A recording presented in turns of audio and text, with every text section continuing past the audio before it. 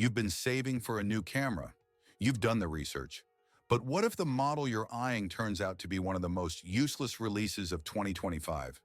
Cameras that overpromised, underdelivered, or just never should have been made. From overpriced flops to outdated specs disguised as creator kits. Today we're counting down 10 cameras that are completely useless and just aren't worth your money. This is Alt Buzz, where we cut through the hype. And if you're serious about making smart gear choices, be sure to subscribe right now. Let's get into it.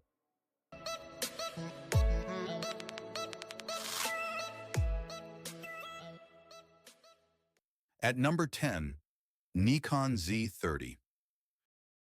The Nikon Z30 was positioned as the ultimate vlogging companion, promising creators everything they needed in a compact, affordable package. Nikon marketed this as the camera that would democratize content creation, bringing professional-grade video capabilities to everyday storytellers.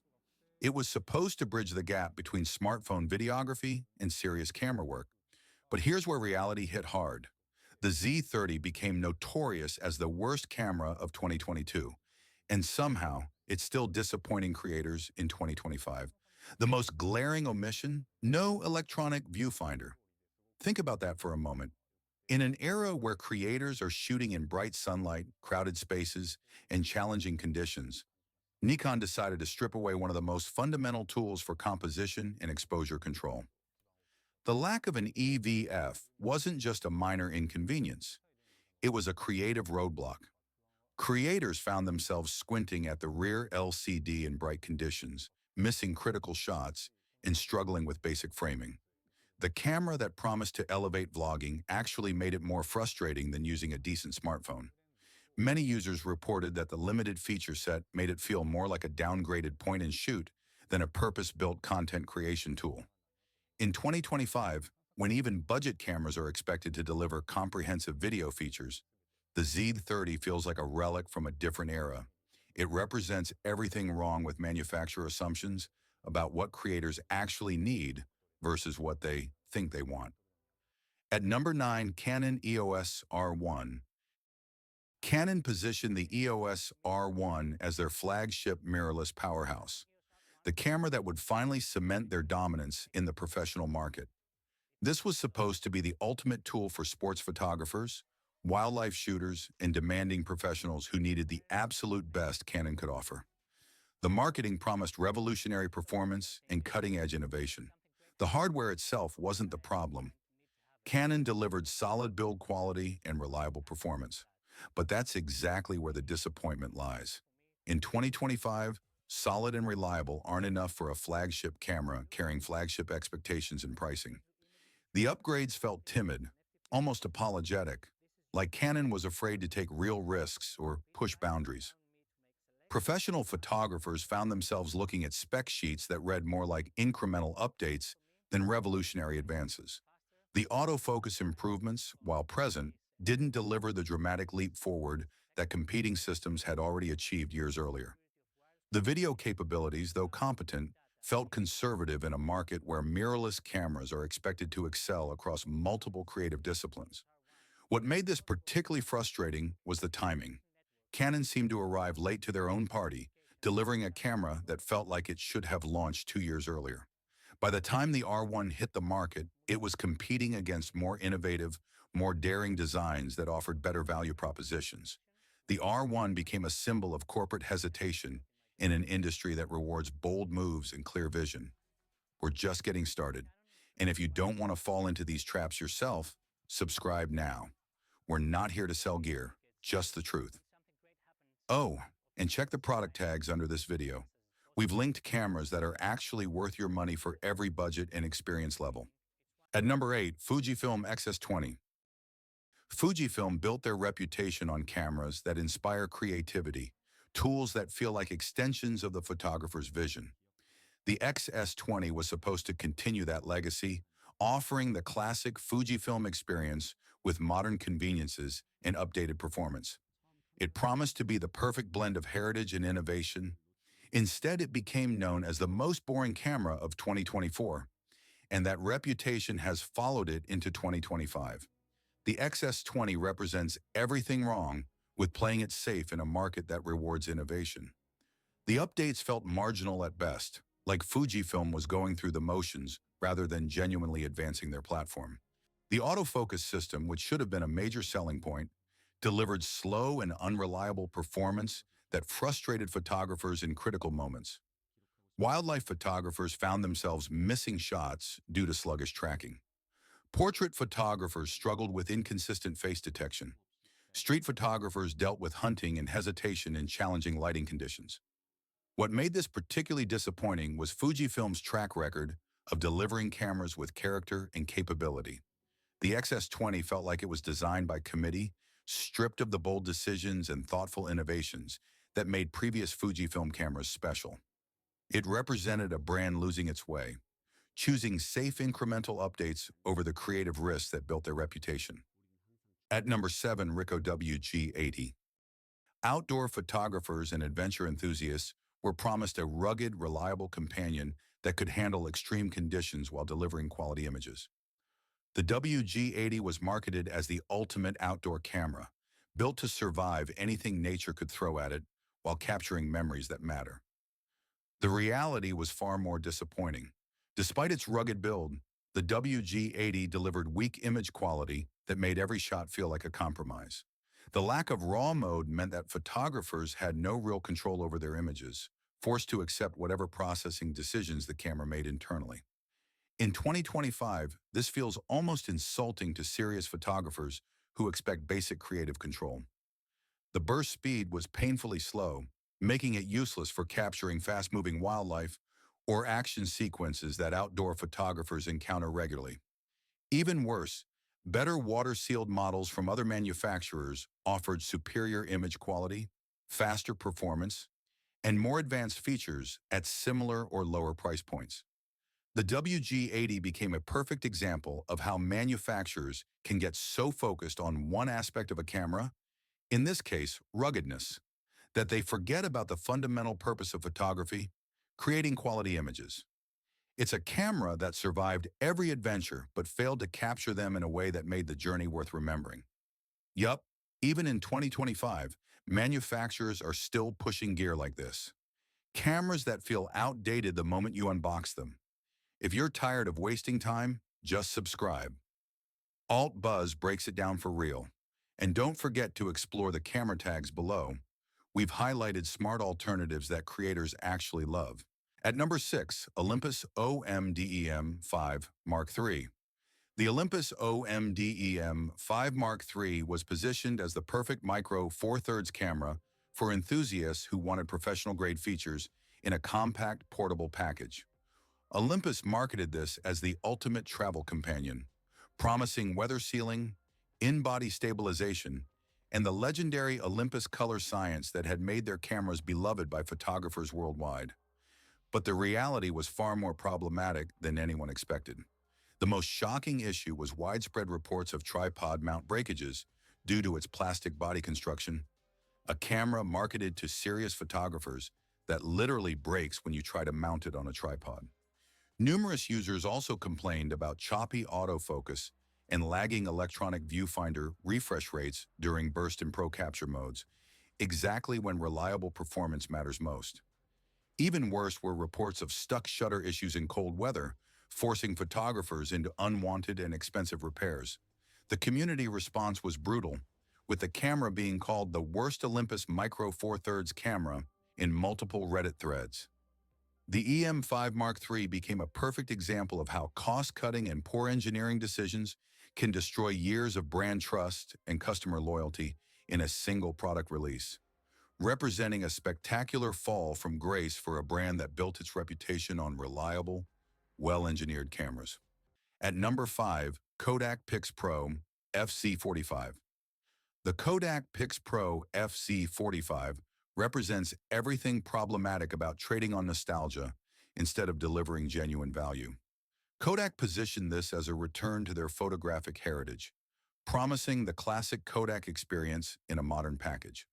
What photographers got instead was plastic-wrapped nostalgia that fell apart under real-world use. The reliance on AA batteries in 2025 feels like a cruel joke. While other manufacturers have moved to efficient rechargeable systems that last for hundreds of shots, the FZ45 drains disposable batteries at an alarming rate. Photographers found themselves constantly hunting for fresh batteries, turning every shooting session into an expensive exercise in frustration. The image quality was substandard, even by budget camera standards. Colors looked flat and lifeless, lacking the vibrant character that made classic Kodak films so beloved.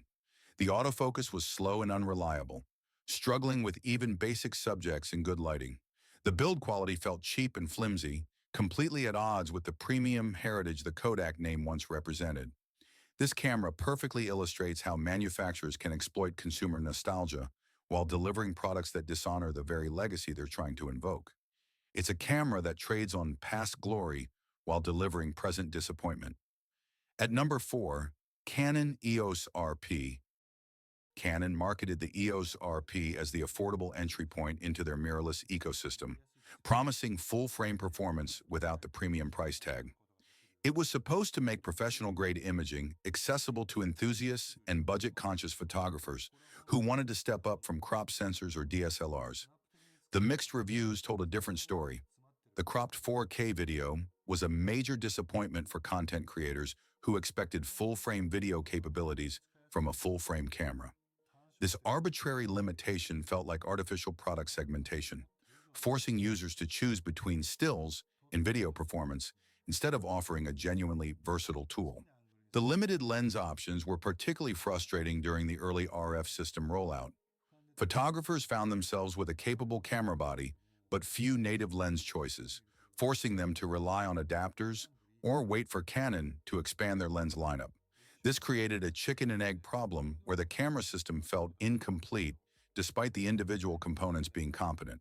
The RP represented Canon's cautious approach to market entry, delivering a camera that checked boxes on paper, but failed to inspire confidence in real-world use. It felt like a placeholder product, something to fill a market position rather than genuinely serve photographer needs. At number 3, Sanita DC20. The Sanita DC20 promised to bring professional-grade imaging to budget-conscious photographers, offering advanced features at an accessible price point. The marketing suggested that expensive cameras were unnecessary when this affordable alternative could deliver comparable results. Reviewers were brutal in their assessment, calling it truly terrible across every meaningful metric. The fake controls were particularly insulting. Buttons and dials that looked professional, but either didn't function or performed completely different actions than their labeling suggested. This created a user experience that was actively frustrating, where photographers couldn't trust their own camera interface. The image quality was awful, producing results that looked worse than smartphones from several years earlier. Colors were inaccurate, detail was soft even in optimal conditions, and the dynamic range was so limited that even basic scenes became challenging to capture properly. The poor usability made every shooting session feel like a battle against the camera rather than a creative collaboration with a tool. This camera became a cautionary tale about how manufacturers can create products that look legitimate from a distance, but fall apart under any serious scrutiny. It represents the worst kind of false economy, where saving money up front leads to much greater costs in missed opportunities and creative frustration. At this point, if you're still with us, you're serious about not getting ripped off. So hit subscribe for more brutally honest videos. And hey, check the product tags in this video. We've linked better choices across different budgets, including models that actually deliver where these failed. At number 2, Pentax K3 Mark III. The Pentax K3 Mark III carried the weight of expectation for photographers who still believed in the DSLR format and Pentax's unique approach to camera design. At around $2,000, it promised to deliver professional-grade performance while maintaining the tactile mechanical experience that DSLR enthusiasts cherished. And yes, if this camera sounds familiar, it's because we've covered it before on Alt Buzz. In our top 10 worst cameras video, the K3 Mark III earned its spot for all the wrong reasons. But it's worth revisiting because somehow it's still disappointing photographers in 2025. But that excessive price tag became impossible to justify when compared to what full-frame and mirrorless competitors offered at similar price points. Photographers found themselves paying premium prices for a crop sensor DSLR in an era when full-frame mirrorless cameras offered superior image quality, better autofocus, and more versatile feature sets for the same money. The benefits that Pentax traditionally offered, weather sealing, build quality, and unique color science, weren't enough to overcome the fundamental limitations of the platform. The autofocus system felt sluggish compared to modern, mirrorless alternatives. The viewfinder, while optical, couldn't match the information density and real-time feedback of electronic systems. Most frustratingly, the K3 Mark III felt like Pentax was asking photographers to pay a premium for the privilege of being limited. It represented a brand that had lost touch with market realities, pricing their products based on heritage rather than competitive value. For $2,000, photographers expected cutting-edge performance, not nostalgic compromise. At number 1, Zeiss ZX1. The Zeiss ZX1 was supposed to be revolutionary, a camera that would redefine what professional photography could be. Zeiss positioned this as the ultimate tool for serious photographers, combining their legendary optical expertise with cutting-edge digital technology. The $6,000 price tag suggested that no expense had been spared in creating the perfect camera. The image quality delivered on those promises. When the ZX1 worked properly, it produced stunning results that showcased why Zeiss has such a revered reputation in optics. The lens quality was exceptional, delivering the kind of rendering and character that made every image feel special. For photographers who valued pure image quality above all else, the ZX1 offered something genuinely unique. But everything else fell apart spectacularly. The autofocus system was frustrating and unreliable, turning every shooting session into an exercise in patience and compromise. In an era when even budget cameras offer fast, accurate autofocus, the ZX1's sluggish and inconsistent focusing felt inexcusable. Wildlife photographers missed critical moments. Wedding photographers struggled with unreliable performance during important events. The overall performance was painfully slow, with lag and hesitation affecting every aspect of operation. The camera felt like it was constantly thinking, processing, and second-guessing itself instead of responding instantly to photographer input. The user interface was confusing and counterintuitive, making basic operations feel more complicated than they needed to be. At $6,000, photographers expected a tool that would elevate their work and streamline their creative process. Instead, they got a camera that delivered exceptional image quality while making the act of photography more difficult and less enjoyable. The ZX1 became a perfect example of how technical excellence means nothing if the overall user experience is fundamentally flawed. So, 10 cameras, 10 lessons. Whether it's a failed flagship or a cheap trap, these are the useless cameras to avoid in 2025 and not waste your money on. If this video saved you time, money, or frustration, give it a like. Subscribe to Alt Buzz for smarter camera breakdowns, and tap the product tags below for cameras we do recommend. Want to go further? Hit that super thanks or become a channel member, and help us keep calling out the cameras that no one else will.